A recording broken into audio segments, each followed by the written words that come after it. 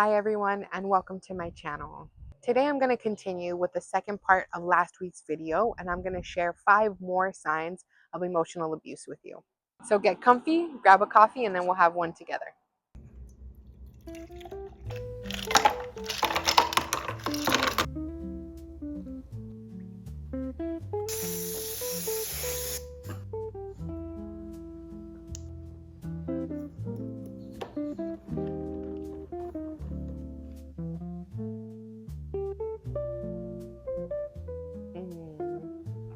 So good. Now that I have my coffee, let me introduce myself. My name is Jackie and I'm a licensed mental health therapist, bridging the gap between environment, lifestyle, thoughts, emotions, and habits.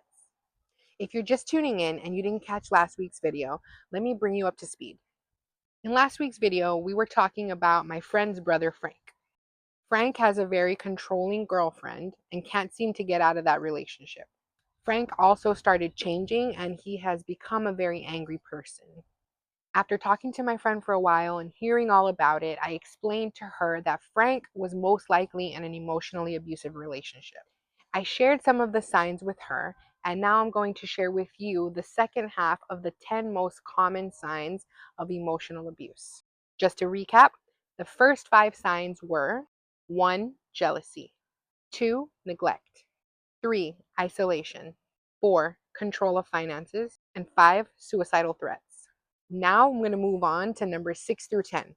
Number 6, verbal abuse. Verbal abuse can take on many forms, but the most common are name calling, condescension, and criticism.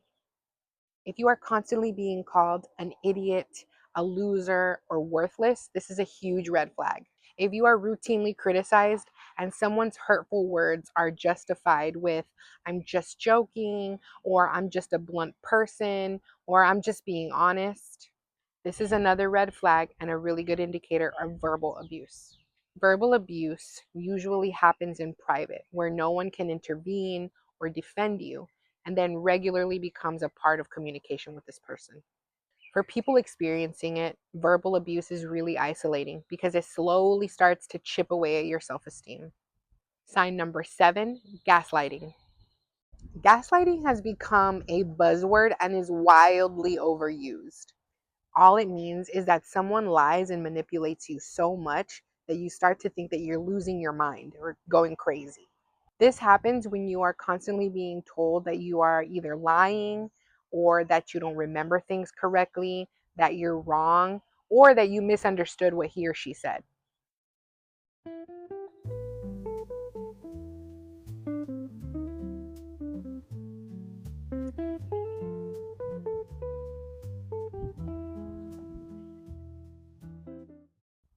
Sign number 8, ultimatums. An ultimatum is a demand issued to force you to act in a certain way within a specific time period.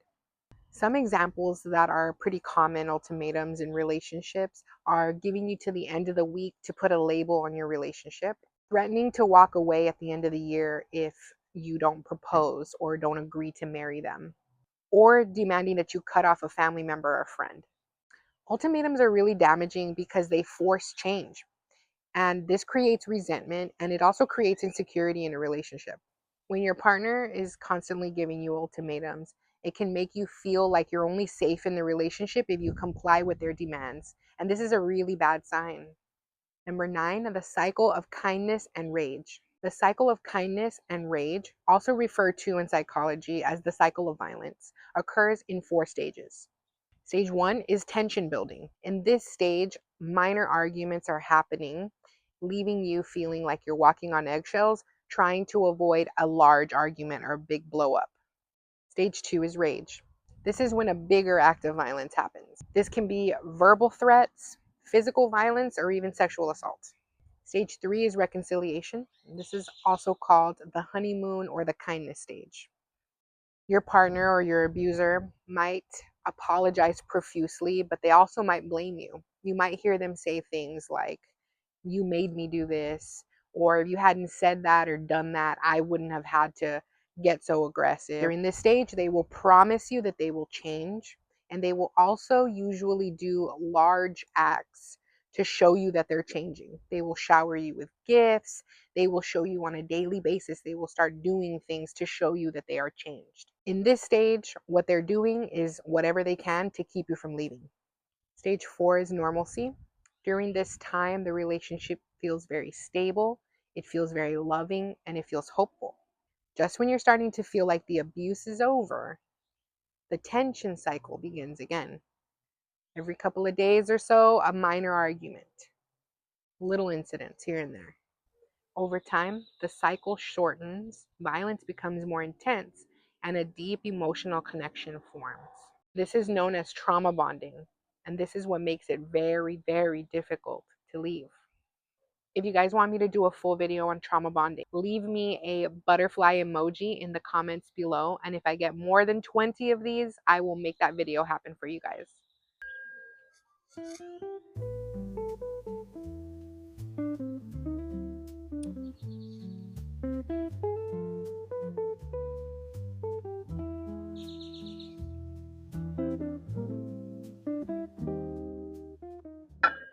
Number 10 is fear. The hallmarks of fear in emotionally abusive relationships are chronic anxiety and hypervigilance. You live in a constant fear that something you do or say is going to set this person off. A lot of times you may even feel like you deserve the abuse or you somehow caused it. This leaves you feeling helpless and feeling trapped. Often the most dangerous time for anybody in an abusive relationship is when they try to leave. The fear alone of something happening when you try is enough to keep you in that relationship.